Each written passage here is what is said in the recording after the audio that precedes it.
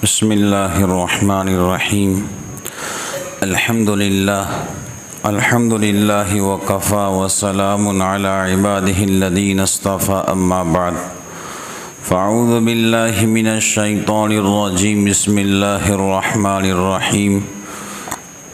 हुवल्लाहुल्लज़ी ला इलाहा इल्ला हु आलिमुल ग़ैबि वश्शहादा हुवर्रहमानुर्रहीम। सदक़ल्लाहुल अज़ीम।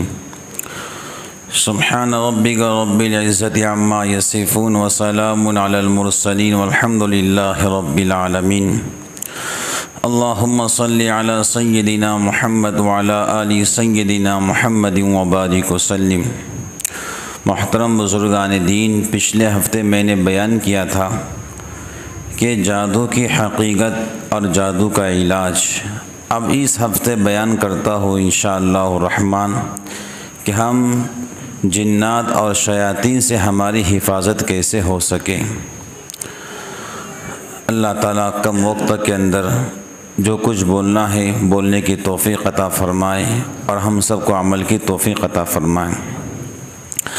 अभी अल्लाह ताला ने दुनिया के अंदर इंसान को पैदा नहीं किया था, उससे पहले दुनिया में जिन्नात रहा करते थे और जिन्नात जो है बहुत ज़्यादा खून रेज़ी किया करते थे। शर उनके अंदर ज़्यादा है। देखो, फ़रिश्तों के अंदर शर नहीं है और जिन्नात में शर बहुत ज़्यादा है, और इंसानों के अंदर शर भी है भलाई भी है। इंसानों में दोनों मादे हैं, बुराई भी है अच्छाई भी है।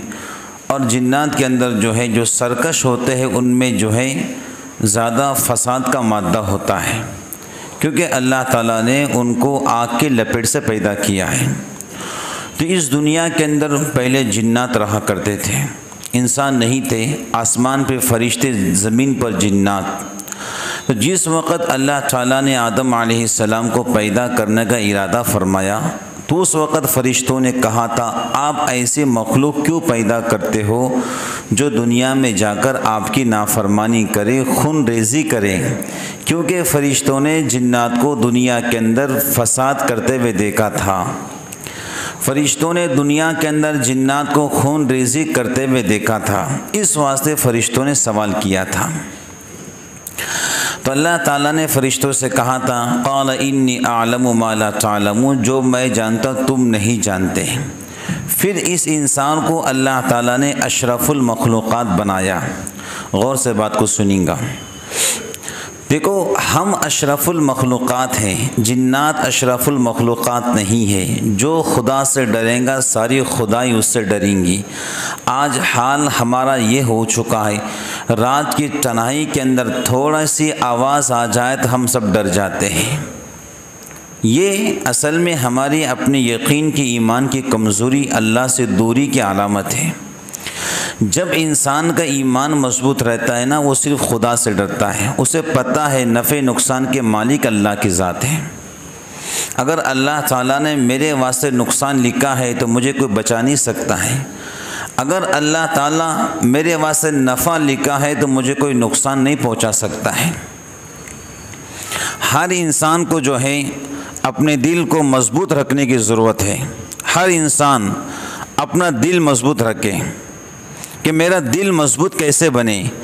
और दिल मजबूत बनेगा मोहतरम बुज़ुर्गान दीन, जब इंसान के दिल में अल्लाह की मोहब्बत, अल्लाह का खौफ आ जाएगा तो उसका दिल मजबूत बन जाएगा। इस बात को याद रखो। 3 चीज़ें हैं जिससे शयातीन हमारे पास नहीं आ सकते हैं। 3 चीज़ें हैं जिससे शयातीन हमारे पास नहीं आ सकते। पहली चीज़ है अल्लाह का ज़िक्र, ये पहली चीज़। और दूसरी चीज़ है इस्तिग़फ़ार, और तीसरी चीज़ है अल्लाह के खौफ से रोना। अगर ये 3 चीज़ें हमारे अंदर है बुज़ुर्गान दीन, तो इंशाअल्लाह जिन और शैतान का असर हम पे नहीं हो सकता है। और उसके अलावा जो है, देखो, इंसान जो है हमेशा बावज़ू रहे। जो इंसान हमेशा बावज़ू रहता है बुज़ुर्गान दीन, अल्लाह ताला की मदद उसके साथ में रहती है। हमेशा बावज़ू रहे। और एक काम ये कर ले, मिसवाक अपने साथ में रखें। हदीस में आता है मिसवाक शैतानों के वास्ते तीर है। जिस तरह लोहे का तीर इंसान को नुकसान पहुंचाता है, ऐसे मिसवाक उनको नुकसान पहुंचाती है। आज मिसवाक का हमारे पास एहतिमाम नहीं है। मैं वो गुर बतलाऊँगा जिसके ज़रिए हम शयातीन से बच सकेंगे। मिसवाक की पाबंदी, या मिसवाक अपने जेब में रखना, या फिर सोते वक्त मिसवाक को अपने तकिया के पास रखना। इंशाअल्लाह रात में आपको डरावने ख्वाब नहीं दिखेंगे। जनाब रसूलुल्लाह सल्लल्लाहु ताला अलैहि वसल्लम जो नबी बनकर आए, जहाँ आप इंसानों के नबी बनकर आए, वहाँ पर आप जिन्नात के भी नबी बनकर आए। जिन्नात भी आपकी उम्मत है। और देखो, अल्लाह के महबूब ने फरमाया, जब तुम गोश्त की हड्डी खाओ तो उसको इधर उधर ना फेंको, सही मकाम पर डालो, क्योंकि जो गोश्त की हड्डी बिस्मिल्लाह बोल के खाई जाती है वो जिन्नात की ग़िज़ा है।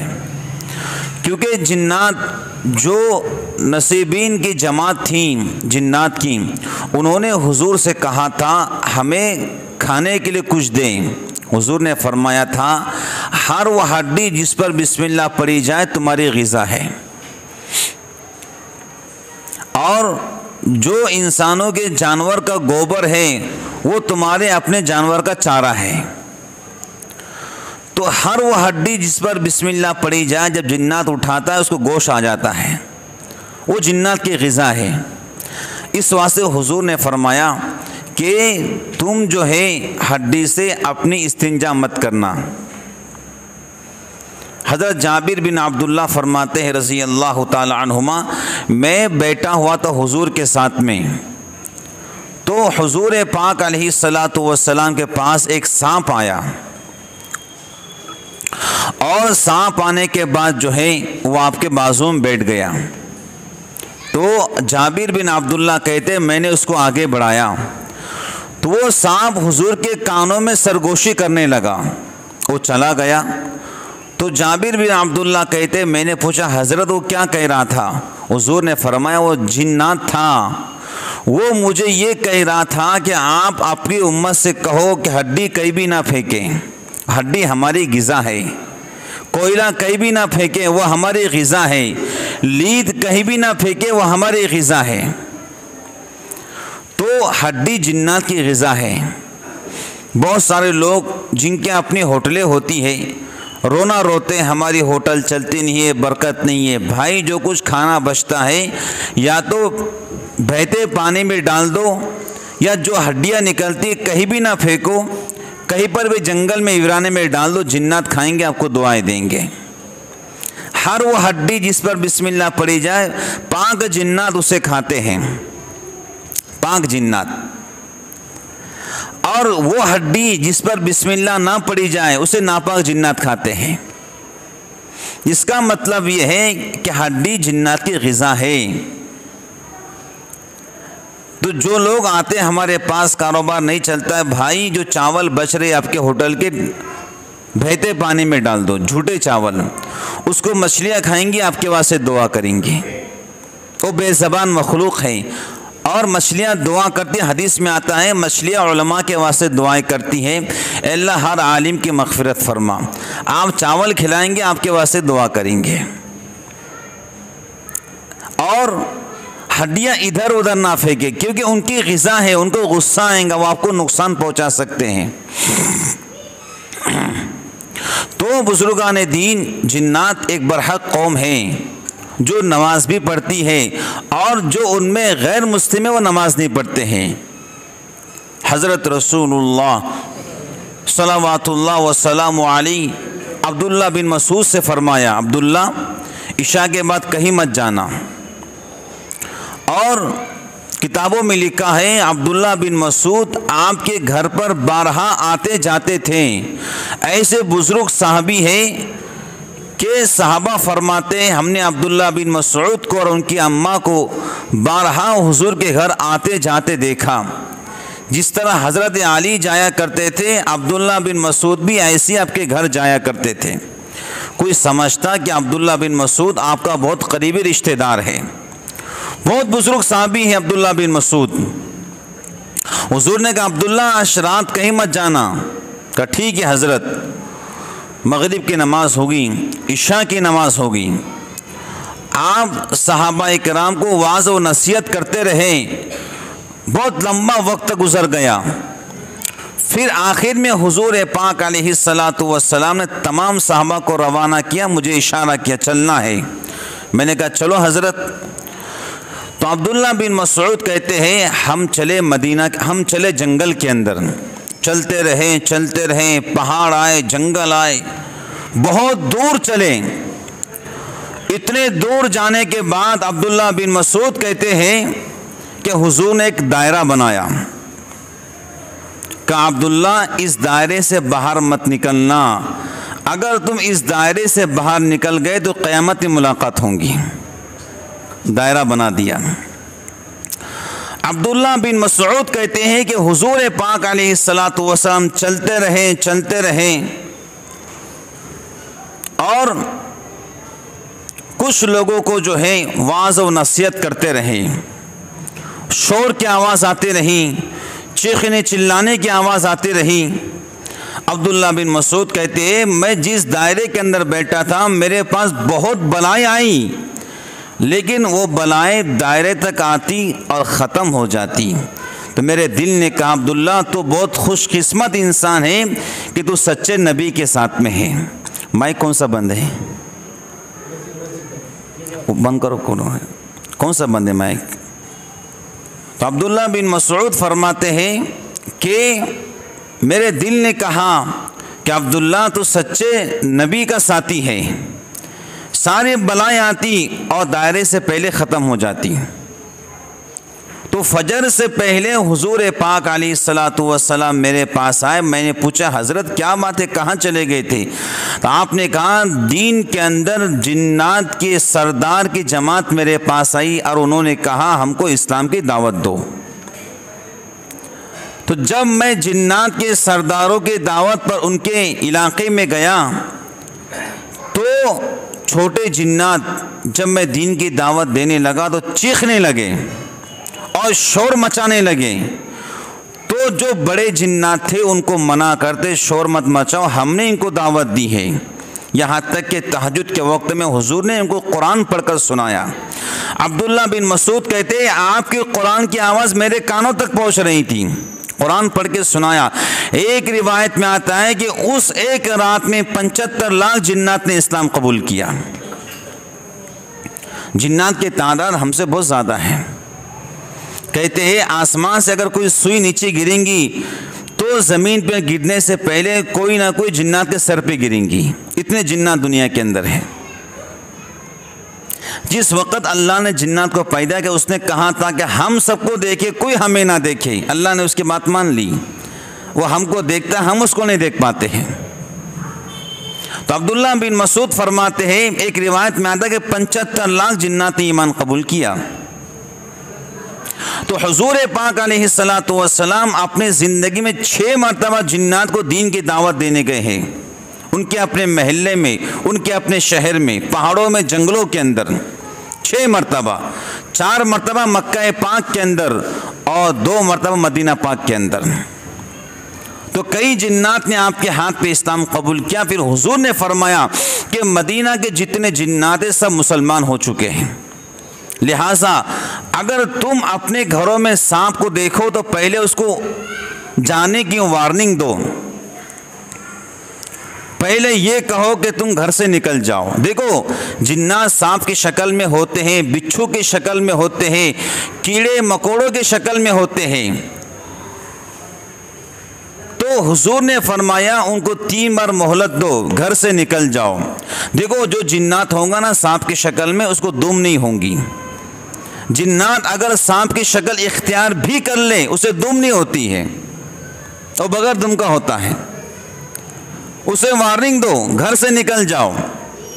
हुजूर फरमाते 3 बार उसको वार्निंग दो, मोहलत दो। अगर नहीं निकलता है फिर फरमाए उसको मारो, शैतान है। तो गोया जिन्नात भी घरों में रहते हैं, छोटे छोटे सांप की शक्ल में, बिच्छू की शक्ल में, मक्खियों और मच्छरों की शक्ल में, कीड़े मकोड़ों की शक्ल में जिन्नात घरों में रहते हैं। एक साहबी खंदक के मौके पर हुजूर के साथ शरीक थे और उनकी नई नई शादी हुई थी। तो रोज़ाना दोपहर के वक्त में जो है वो इजाज़त मांगते, हज़रत मेरी नई शादी हुई, मैं घर जाना चाहता हूँ, आप जो है जाने की इजाज़त देते। एक दिन उन्होंने कहा, हज़रत मेरी नई शादी में घर जाऊँ? कहा चले जाओ। दोपहर का वक्त था। हुजूर ने कहा हथियार को अपने बदन पर अच्छा लगा लो, मुझे डर है कि बनु कुरैज़ा तुमको नुकसान पहुँचाएँ। कहा ठीक है हज़रत। हथियार को अच्छा लेस किया, घर पर आए तो उनकी अपनी बीवी घर के चौखट में खड़ी हुई थी। वो साहबी बड़े गैरतमंद थे, बहुत गुस्सा आया, तीर को निकाला और कमान निकालकर निशाना लगाना चाहा। बीवी ने कहा पहले वजह पूछो, मैं घर के बाहर क्यों खड़ी हूँ? क्या वजह क्या है? कहा घर पर आओ। जब अंदर गए तो जिस पलंग के वो आराम करते थे उस बिस्तर पर एक बड़ा सांप बैठा हुआ था। तो वो साहबी ने देखा एक बहुत बड़ा सांप बैठा हुआ है, अपना नेज़ा उसके पेट में डाल दिया। जैसे नेज़ा पेट में डाला और उसको सांप को नेज़े पे उठाया और दीवार के बाहर पटक दिया। रावी कहते हैं वो सांप फिर पलटा और उस साहबी रसूल को डसा और दोनों का इंतकाल हुआ। मालूम नहीं पहले कौन मरा है, सांप मरा या साहबी मरा है।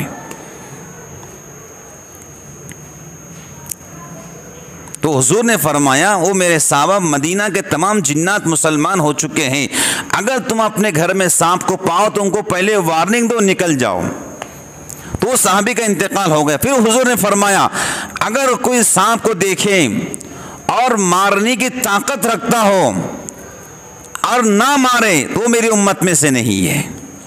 भाई सांप है, जहरीला है। हुजूर ने फरमाया जहरीला सांप आँख की रोशनी खराब करता है, जहरीला खबीस सांप औरत का हमल भी ज़ाय कर सकता है, उसके जहर से औरत का हमल भी ज़ाय हो सकता है। हुजूर ने फरमाया खबीस तरीन अगर सांप तुम्हें नजर आए उसको मारो, अगर तुम मारने की ताकत रखते हो।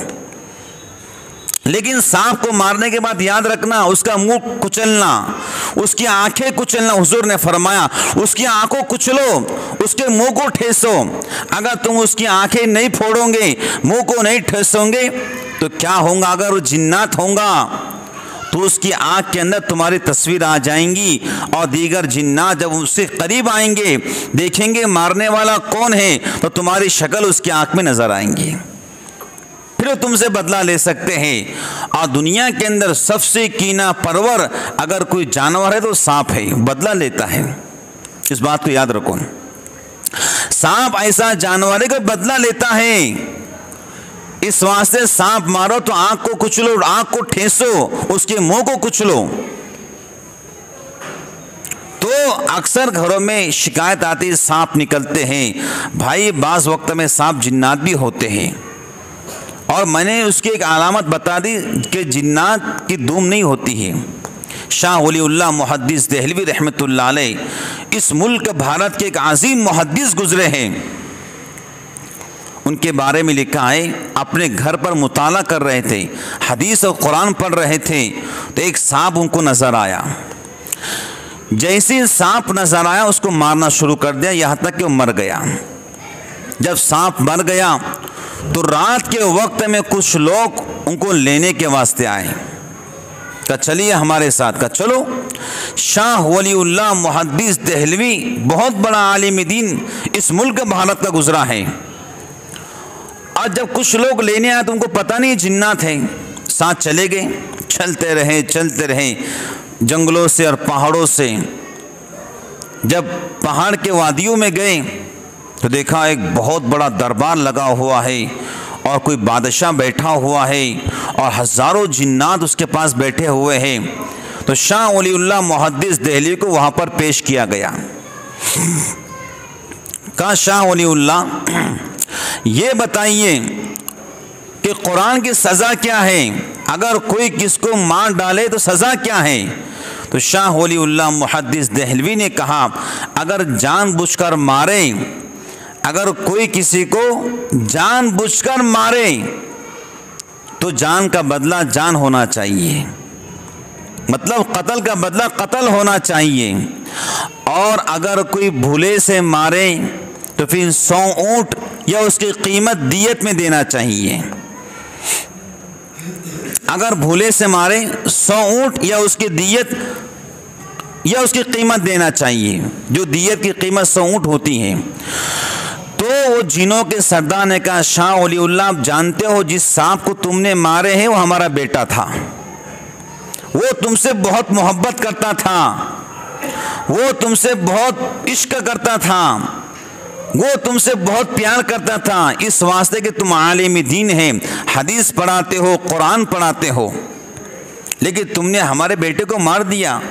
शाह वलीउल्लाह कहते हैं, अभी मैं दलाइल दे रहा था, एक जिन खड़ा हुआ जिसकी उम्र 1200 साल थी। उस जिन ने कहा, ओ बादशाह सलामत, पहले बात सुनो। हुजूर ने फरमाया, जिस वक़्त आप फरमा रहे थे मेरे कानों ने खुद सुना है, मैं सहाबी जिन हूँ, मेरे कानों ने सुना है कि हुजूर फरमा रहे थे, जो कोई अपनी शक्ल को बदल लेता है, जो कोई अपनी शक्ल को बदल लेता है और तुम्हें लगे कि तुम्हें इससे नुकसान हो सकता है तो तुम उसे ख़त्म कर दो। तो शाह वलीउल्लाह किताब पढ़ रहे थे, तुम्हारा बेटा सांप की शक्ल में गया, उनको डर हुआ कि नुकसान पहुंचाएगा, इसलिए शाह वलीउल्लाह मुहद्दिस देहलवी ने तुम्हारे बच्चे को, बच्चा नहीं मालूम था, सांप था, कत्ल कर दिया है। तो जिन के सरदार ने कहा कि हदीस है, वो सहाबी जिन ने कहा यह हदीस है, मैंने खुद हुजूर के ज़बान अनवर से अपने कानों से सुनी है। तो बादशाह ने फ़ौरन फैसला किया, जा शाह वलीउल्लाह मुहद्दिस देहलवी, हमने तुमको माफ़ कर दिया है। शाह वलीउल्लाह फरमाते हैं, मुझे कत्ल का इतना डर नहीं था जितना शौक़ उस सहाबी जिन्नात को मिलकर पैदा हुआ कि चलो आज मेरी मुलाकात एक सहाबी जिन्नात से हो गई। तो बुजुर्गान दीन, जिन्नात की उम्रें बहुत ज़्यादा होती है, बहुत ज़्यादा इसकी उम्रें होती हैं, 1500 साल उनकी उम्रें होती हैं, आप 1200 साल उनकी उम्रें होती हैं। आप जानते हो मदीना पाक के अंदर जो सबसे पहले हुजूर पाक अलैहिस्सलातु वस्सलाम को अल्लाह ने मबऊस फरमाया, नबी और पैगंबर बनाकर, वो सबसे पहले इत्तला करने वाला एक जिन्नात था। वो कैसे, आपको बतलाता हूँ। मदीना पाक के अंदर एक खातून थी, उसका ताल्लुक़ एक जिन के साथ में था और जिन उससे इश्क करता था, मोहब्बत और प्यार करता था। अब वो जिन उससे मोहब्बत करता था, प्यार करता था, वो जिन उसके पास परिंदे के शक्ल में आता था। एक दिन वो जिन परिंदे की शक्ल में आया, उस खातून ने कहा, नीचे आ जाओ, कुछ तुम सुना, कुछ मैं सुनाती हूँ, क्योंकि वो खातून वो जिन से मोहब्बत करती थी और जिन भी उससे मोहब्बत करता था। तो जिन ने कहा, मैं नीचे नहीं आ सकता। कहा क्यों? कहा मक्का के अंदर नबी आखिरुज़्ज़मा आ चुके हैं और उनका पैगाम है कि ज़िना करना हराम है, उनका पैगाम है ज़िना करना हराम है, ना महरम को मिलना गुनाह है, मैं तुझसे अब मिल नहीं सकता हूँ। मदीना पाक के अंदर सबसे पहले खबर देने वाला एक जिन्नात था। तो बुजुर्गान दीन, हमको अपने एक लाइफ और ज़िंदगी गुजारना है। मैंने पिछले हफ्ते भी कहा था, हम खुद नहीं बच सकते हैं जब तक कि अल्लाह हमको ना बचाए। बात समझ गए? तो बचना कैसे है? हुजूर पाक अलैहिस्सलातु वस्सलाम ने उम्मत को एक बहुत लंबी तालीम दी है कि तुम ये पढ़ो तुम इससे बच सकते हैं, तुम वो पढ़ो तुम उससे बच सकते हो। आइए मैं आपको बतलाता हूँ। हुजूर पाक अलैहिस्सलाम ने फरमाया, एक दुआ है, बिस्मिल्लाहिल्लज़ी ला यदुर्रु मा इस्मिही शैउन फिल अर्दि वला फिस समा व हुवा समीउल अलीम। ये दुआ जो पढ़ेगा फजर के बाद 3 मरतबा, तो शाम तक दुनिया के अंदर कोई चीज़ उसको नुकसान नहीं पहुंचा सकती है, चाहे जिन्नात हो चाहे इंसान हो। और जो इंसान शाम को 3 बार ये दुआ पढ़ेगा तो फजर तक कोई भी मखलूक़ात दुनिया के अंदर उसको नुकसान नहीं पहुंचा सकती है। तो सहाबी रसूल ये दुआ बतला रहे थे, बिस्मिल्लाहिल्लज़ी ला यदुर्रु मा इस्मिही शैउन फिल अर्दि वला फिस समा व हुवस समीउल अलीम। वो सहाबी रसूल दुआ बतला रहे थे तो सामने वाले सहाबी ने कहा तुम तो इस दुआ की फजीलत बतला रहे हो, तुम तो इस दुआ की फजीलत बतला रहे हो, लेकिन तुम्हारे मुंह पर फालज कौन मारा है, तुम्हारे मुंह पर फालज कौन मारा है? तो साहबे रसूल ने कहा अल्लाह की कसम, नबी का पैगाम भी सच्चा है, नबी भी सच्चे हैं, जो मेरे मुंह पर आज फालज पड़ा है, मैंने आज सुबह दुआ नहीं पढ़ी है, जो मेरे मुंह पर फालज पड़ा है मैंने सुबह दुआ नहीं पढ़ी है। अल्लाह अकबर। अब देखिए हुजूर पाक अलैहिस्सलातु वस्सलाम मेराज पर गए। इधर देखो, माइक बंद होगा, इधर देखो। हुजूर पाक अलैहिस्सलाम मेराज पर गए तो जानते हो मेराज के मौके पर एक शैतान जो है तो हुजूर पर आग के अंगारे बरसा रहा था। मेराज के सफ़र में ये ऐसी मखलूक है, आग के अंगारे हुजूर पे बरसा रहा था। तो अल्लाह ताला ने कहा मेरे महबूब ये दुआ पढ़ो, आऊज़ु बिकलिमातिल्लाहि ताम्माति मिन शर्रि मा खलक़।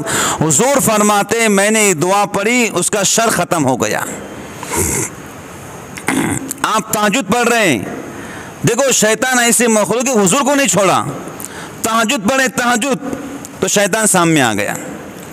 हुजूर ने नमाज से फारिग उसको पकड़ लिया और पकड़ने के बाद हुजूर पाक अलैहिस्सलातु वस्सलाम उसको सतून से बांधना चाहते थे ताकि मदीना के लोग अपने आँखों से देख लें। लेकिन हुजूर को एक दुआ याद आई कि सुलेमान अलैहिस्सलाम ने दुआ की थी, रब्बी हबली मुल्कन ला यंबगी लि अहदिम मिन बादी। ए अल्लाह, जो हुकूमत आपने मुझे दी है ऐसी हुकूमत बाद में किसी को मत देना। सुलेमान अलैहिस्सलाम के लिए अल्लाह ने हवा को मुसख्खर कर दिया था, सुलेमान के लिए जिन्नात सुलेमान के ताबे थे, बल्कि शयातीन में सुलेमान अलैहिस्सलाम के ताबे थे। कुरान ने कहा वश्शयातीन कुल्ल बन्नाई व गव्वास, के शयातीन सुलेमान अलैहिस्सलाम के लिए समंदर से हीरे निकालते थे। तो हुजूर ने कहा मुझे शर्म हया आई कि मेरे भाई सुलेमान ने ये दुआ की है, इसलिए मैंने शैतान को छोड़ दिया। अल्लाह के महबूब हज़रत नबी पाक अलैहिस्सलाम ने हज़रत अबू हुरैरा रदियल्लाहु ताला अन्हु को सदक़े का माल जो जमा था, आपने कहा अबू हुरैरा तुम निगरां हैं, इस माल की हिफाजत करना। कहा ठीक है हज़रत, इस माल की हिफाजत करना। हज़रत अबू हुरैरा रदियल्लाहु ताला अन्हु को आपने तय किया, सदक़े का माल था। अबू हुरैरा कहते हैं कि रात में एक शख्स आया और खजूरे थैले के अंदर भरने लगा। मैंने पकड़ लिया दोनों पैर, ये सदक़े का माल है, तू चोरी करता है? तो उसने कहा अबू हुरैरा मेरे छोटे छोटे बच्चे हैं, मेरे मासूम बच्चे हैं, वो भूखे हैं, मैं बूढ़ा हूँ, मैं भी भूखा हूँ, मुझे ले जाने दो, माफ़ कर दो। कहा ठीक है, आज छोड़ता हूँ, कल नहीं आना। कहा ठीक है। तो हज़रत अबू हुरैरा रदियल्लाहु ताला अन्हु पहुँचे फजर की नमाज में। फजर के बाद हुजूर पाक अलैहिस्सलाम दर्स दिया करते थे। आपने दर्स देना शुरू किया तो आपने पूछा अबू हुरैरा रात में तुम्हारे मेहमान का क्या बना? देखो ये है नबूवत, समझने की बात है भाई, रात में तुम्हारे मेहमान का क्या बना? कि हज़रत वो मिला था, बूढ़ा था और बच्चों के बारे में रो रहा था, इसलिए मैंने उसको खजूरे ले जाने दिया। हुजूर ने कहा अबू हुरैरा ये मेहमान कल फिर आने वाला है। ये है नबूवत, अल्लाह ने आपको खबर दे दी क्या हुआ रात में करके। फिर दूसरे दिन अबू हुरैरा कहते हैं वही बूढ़ा आया, खजूरें भरना शुरू की, मैंने फिर पकड़ लिया, क्यों चोरी करते हो, सदक़े का माल है। कहा मेरे बच्चे भूखे हैं, मैं बूढ़ा इंसान हूँ, बाल सफ़ेद हो गए हैं, अबू हुरैरा मुझे ले जाने दो, कल नहीं आऊँगा। क्या ठीक है, छोड़ दिया। फिर फजर की नमाज में आए, क्या अबू हुरैरा रात तुम्हारे मेहमान का क्या हुआ? क्या हज़रत छोड़ दिया हूँ, छोटे छोटे बच्चे रो रहा था। क्या कल फिर आएगा। जब तीसरे दिन वो मेहमान आया, आने के बाद अबू हुरैरा फिर पकड़ लिया, क्यों आया है, आप तुझे नहीं छोड़ूंगा। फिर रो रहा है, धो रहा है, आप कभी नहीं आऊँगा, छोड़ दो, माफ़ कर दो। कहा ठीक है छोड़ता हूँ। लेकिन उसने जाते हुए कहा, अबू हुरैरा मैं एक कलमा तुमको देकर जाता हूँ, तुम इस पे अमल करो तो कोई शैतान कोई जीन तुम्हारे घर में दाखिल नहीं हो सकता है। अबू हुरैरा कहते हैं मैंने पूछा वो कलमा क्या है, उसने कहा आयतल कुर्सी पढ़ लिया करो तो तुम्हारे घर में जीन शैतान दाखिल नहीं हो सकते हैं। मैं सुबह फजर की नमाज में आया, हुजूर ने कहा अबू हुरैरा तुम्हारे मेहमान का क्या हुआ। कहा हजरत फिर चोरी करने आया था लेकिन एक कलमा देकर गया। कहा क्या। कहा आयतल कुर्सी। हुजूर ने कहा अबू हुरैरा जानते वो शैतान था, झूठ बोलता है लेकिन इस बार सच बोल कर गया है। अबू हुरैरा को नहीं मालूम है शैतान है। कहा वो शैतान था, झूठा है लेकिन इस बार सच बोल कर गया है। तो मोहतरम बुजुर्गान दीन, आयतल कुर्सी पढ़ने से घर की अल्लाह ताला हिफाजत करते हैं। हदीस में आता है आयतल कुर्सी पढ़ो हर नमाज के बाद एक मर्तबा तो तुम्हारा पहला कदम जन्नत पे है। अगर असर से पहले तुम्हारी ज़ोहर में पढ़ ली और असर से पहले तुम्हारी मौत आ जाए तो दूसरा कदम तुम्हारा जन्नत में है। पहला कदम जन्नत में, दूसरा मौत के ऊपर। अगर तुमने फिर पढ़ लिया असर से ज़ोहर में पढ़ ली, असर से पहले मौत आ गई, दूसरा कदम जन्नत में चला जाएगा। आयतल कुर्सी का खूब एहतिमाम करो। मैं तो कहता हूँ जो लोग जिन जिन्नात में परेशान है सहर असरात के अंदर, वो हर नमाज के बाद कम अज़ कम 7 मरतबा आयतल कुर्सी पढ़ें और ज़िंदगी में एक बार 102 मरतबा आयतल कुर्सी पढ़े। 102 मरतबा, ये हदीस नहीं है, ये किसी आलिम का कौल है। जो शहर में जादू में परेशान है वो 102 मरतबा एक बैठक में आयतल कुर्सी पढ़े और हर नमाज के बाद 7 मरतबा पढ़ने का एहतिमाम करे। ये किसी आलिम का कौल है। लेकिन आयतल कुर्सी बहुत बाबरकत चीज़। कितनी ख़वातीन ऐसी हैं जो जिन्नात से परेशान हैं, कितनी ख़वातीन ऐसी हैं जो जिन्नात का शिकार हो चुकी हैं। जो जिन्नात उनके पास आते हैं और जो कुछ एक शौहर बीवी के साथ में करता है, जिन्नात वही हरकतें उनके साथ में करते हैं। बेशुमार वाक़यात हैं, तजुर्बे के भी हैं, सामने की भी है, किताबों के भी है, बेशुमार वाक़यात है। उनको नाफ के नीचे हमेशा जलन रहती है। एक खातून अल्लाह ताला जहाँ भी हो उसकी हिफाजत फरमाए, ऐसी दास्तान सुनाए उस खातून ने, कसम बखुदा फत्तर सुनता था फत्तर भी रोने लग जाता। बड़ी ख़तरनाक दास्तान सुनाई। मैंने उस वक़्त अल्लाह से दुआ की थी, अल्लाह मेरा कोई अमल तो आपके पास काबिल कबूल नहीं है, अगर कोई कबूल भी हो तो बस उस अमल को कबूल कर लीजिए और इस अल्लाह आपके बंदे को शिफा दे दीजिए। ऐसी हालत थी उस बच्ची की। 24 घंटा जिन्नात उसके साथ में रहता था। अल्लाह ताला हिफाजत फरमाए। तो आयतल कुर्सी का एहतिमाम, उसके साथ साथ बिस्मिल्लाहिल्लज़ी ला यदुर्रु मा इस्मिही का एहतिमाम। और एक आयत सूरह हशर की आखिरी आयत, हुवल्लाहुल्लज़ी ला इलाहा इल्ला हु, हुज़ूर ने फरमाया जो 3 मरतबा अऊज़ु बिल्लाहि समील अलीम मिनश शैतानिर रजीम और हुवल्लाहुल्लज़ी ला इलाहा इल्ला हु यहाँ से लेकर वहुवल अज़ीज़ुल हकीम तक जो 3 बार पढ़ लेगा तो 70,000 फरिश्ते उसकी हिफाजत करेंगे। अगर मगरिब में पढ़ लेगा तो फजर तक 70,000 फरिश्ते उसकी हिफाजत करेंगे। अगर उस दिन मर गया तो जन्नत में चला जाएगा। अब बताओ फरिश्ते कहाँ और शैतान कहाँ? हाँ, हज़रत अबू अय्यूब अंसारी फरमाते हैं कि मेरे घर के खजूरें कम हो रही थी। खजूरें जहाँ पर मैं सुखाता था, खजूरें सुखाता था। तो एक दिन क्या हुआ, मेरे दिल ने सोचा चलो छुप कर देखते कौन चुराता है। जब मैंने छुप कर देखा तो देखा एक शख्स है जो खजूरें चुरा रहा है।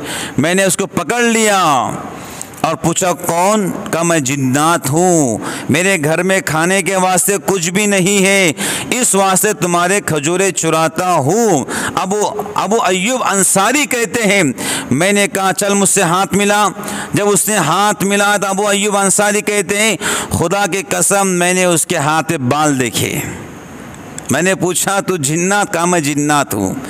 तो अबू अय्यूब अंसारी कहते, मैंने कहा जा मैंने तुझको माफ़ कर दिया जो कुछ तूने चोरी की, लेकिन कुछ वजीफ़ा बतला जिससे हम तुझसे बच सके। वो जिन्नात ने कहा, अबू अय्यूब अंसारी अगर तुम सूरह हशर की आखिरी 3 आयतें पढ़ लोगे तो हम उस घर में दाखिल नहीं हो सकते हैं जिस घर के अंदर सूरह हशर की आखिरी 3 आयतें कोई पढ़ लेता है। वो कौन सी आयत है? हुवल्लाहुल्लज़ी ला इलाहा इल्ला हु व हुवल अज़ीज़ुल हकीम तक। ये जो आयतें घर में पढ़ लेंगे, वो जिन्नात कह रहा है अबू अय्यूब अंसारी हम उस घर में दाखिल बोलो नहीं हो सकते हैं। हाँ, जिस घर में सफ़ेद मुर्गा होगा, सफ़ेद मुर्गा, उस घर में शैतान नहीं आ सकता है, उस घर पर जादू नहीं हो सकता है, काहिन उस घर पे कहानत नहीं कर सकता है। हदीस में आता है जब मुर्ग चीख मारता है तो फरिश्तों को देख के चीख मारता है, मलाइका के जमात को देखकर मुर्गा चीखता है। कहते हैं चौथे आसमान पर एक मुर्गा है, जब वो चीखता है तो दुनिया के सारे मुर्गे चीखना शुरू करते हैं। हुजूर ने फरमाया मुर्गा फरिश्तों को देख के चीख मारता है। हाँ, जब मुर्गा फरिश्तों को देखता है तो सारे शैतान भाग जाते हैं, मंतर करने वाले का मंतर ख़त्म हो जाते हैं। उस वक़्त जादू करने वाले जादू करते हैं कब? रात के आखिर हिस्से में। तो मुर्गा चीख मारता है फरिश्तों को देखकर तो सारे मंतर ख़त्म हो जाते हैं। सफ़ेद मुर्गा, हुजूर ने कहा हम मुर्गे से दोस्ती करते हैं और हमारा दोस्त जिब्राइल भी मुर्गों से दोस्ती करता है। सफ़ेद मुर्गा, काला नहीं, सफ़ेद का जिब्राइल भी इससे दोस्ती करता, मैं भी इससे दोस्ती करता हूँ। फिर कहा अरे भाई तुम इसको क्यों काटते हो? ये तुमको नमाज के वास्ते जगाता है। मुर्गा काटना जायज़ है, लेकिन हुजूर ने कहा तुम इसको क्यों ज़ुबा कर रहे हो? ये तो तुमको जगाता है नमाज के वास्ते। मुर्ग आयतल कुर्सी की पाबंदी करो। सूरह हशर की आखिर आयतें, दुआए अनस बिन मालिक, दुआए काब बिन अहबार, जो मैंने अल्हम्दुलिल्लाह उसको ला लिया हूँ, नमाज के बाद तकसीम होंगी। और आखिरी बात, ये सफ़र का महीना चल रहा है, सफ़र का महीना, तो बहुत सारे लोग सफ़र के महीने को मनहूस समझते हैं। मनहूस बोलो क्या समझते हैं? वो ये कहते हैं कि सफ़र के महीने में शादियां नहीं करना, सफ़र के महीने में खुशियां नहीं मनाना। और दलील क्या देते हैं कि सफ़र के महीने में हुजूर पाक अलैहिस्सलाम बीमार हुए थे, इसलिए मनहूस महीना है। भाई सफ़र के महीने में हुजूर पाक अलैहिस्सलाम बीमार हुए, आप मनहूस महीना कह रहे हैं, तो रबीउल अव्वल के महीने में हुजूर पाक अलैहिस्सलाम दुनिया से चले गए हैं, फिर वो महीना कैसे हो सकता है? जिसमें आप बीमार हुए आप उसको मनहूस कहते हैं, और फिर दूसरा महीना जिसमें आप अल्लाह के पास चले गए, फिर वो महीना कैसे हो सकता है? तो सफ़र का महीना, सफ़रुल मुज़फ़्फ़र का महीना मनहूस नहीं है। ये दस्तूर चले आ रहे हैं अरब के ज़माने से। हुजूर पाक अलैहिस्सलातु वस्सलाम के दुनिया में आने से पहले से चला आ रहा है कि सफ़र का महीना मनहूस है। मनहूस महीना नहीं है। अल्लाह के पास कोई दिन मनहूस नहीं है। हाँ, कुछ दिन ऐसे हैं जिसमें बरकतें बहुत ज़्यादा है। ईद का दिन, उसमें बरकतें बहुत ज़्यादा है। बकरीद के 10 दिन, उसमें बरकतें बहुत ज़्यादा है। मुहर्रम का 10वां दिन, बरकतें बहुत ज़्यादा है। लेकिन मनहूस कोई महीना अल्लाह के पास बोलो नहीं है। सफ़र का महीना मनहूस नहीं है। अरब के लोग सफ़र के महीने में सफ़र नहीं करते थे। अगर कोई उल्लू चीखता तो अरब के लोग समझते हैं हमारे घर पर आप मुसीबत आने वाली है। उल्लू के चीखने से मुसीबत बोलो नहीं आती है। लेकिन अरब के लोग क्या समझते थे? उल्लू चीख रहा है, मुसीबत आने वाली है। जब सफ़र करने लगते तो परिंदों को हाथ में लेके उड़ाते। अगर परिंदा सीधे हाथ पे उड़ गया तो सफ़र करते, अगर परिंदा उल्टे हाथ पे उड़ गया तो सफ़र नहीं करते थे। इस्लाम में जायज़ नहीं है। जो कोई बदशगुनी लेगा, जैसा बदशगुनी लेगा, जैसा सोचेगा, अल्लाह वैसे फैसले करेगा। अगर कोई ये कहे सफ़र का महीना मनहूस है तो फिर ये महीना अल्लाह उसके वास्ते मनहूस बना देंगे। इन्नमल आमालु बिन्नियात, सारे अमाल का दारो मदार बोलो नियतों पर है। और शिया लोग सफ़र के महीने को मनहूस समझते, शिया मुहर्रम के महीने को मनहूस समझते हैं, सफ़र के महीने को मनहूस समझते हैं। इन 2 महीनों के अंदर शिया निकाह नहीं करते हैं। हम शिया नहीं हैं, हम अहले सुन्नत वल जमात हनफी देवबंदी है। बात समझ गए? अब बताओ, अगर सफ़र के महीने में शादी करना जायज़ नहीं होती तो जानते हो सफ़र के महीने में हज़रत अली और फ़ातिमा का निकाह हुआ है। और क्या दलील चाहिए? सफ़र के महीने में इमाम हसन पैदा हुए हैं, और क्या दलील चाहिए? बात समझ गए? तो सफ़र का महीना बोलो मनहूस नहीं है, कोई दिन मनहूस नहीं है, सिर्फ बरकत वाले दिन में है, बरकत वाला ईद का दिन बरकत वाला है, मनहूस दिन कोई भी नहीं है। अल्लाह ताला ने सब दिन को बराबर किया है। और नंबर 3 बात, आखिरी बात, माइक भी बंद हो चुका है लेकिन इंशाअल्लाह हमारा जो हलक है वो मौत तक चलता रहेगा। देखो ज़िंदगी है, हर हालत में सहना सीखना, हर हालत में रहना सीखना। ऐसे नहीं कि माइक बंद होगा बयान बंद, नहीं, बयान तो चलता रहेगा इंशाअल्लाह। आपकी दुआएं रहेंगी तो माइक की ज़रूरत नहीं पड़ेगी इंशाअल्लाह। बात समझ गए? तीसरी बात, जो वक्त ज़्यादा होगा इंशाअल्लाह आइंदा हफ्ते बताएंगे। जो कुछ कहा अल्लाह अमल की तौफीक अता फरमाए।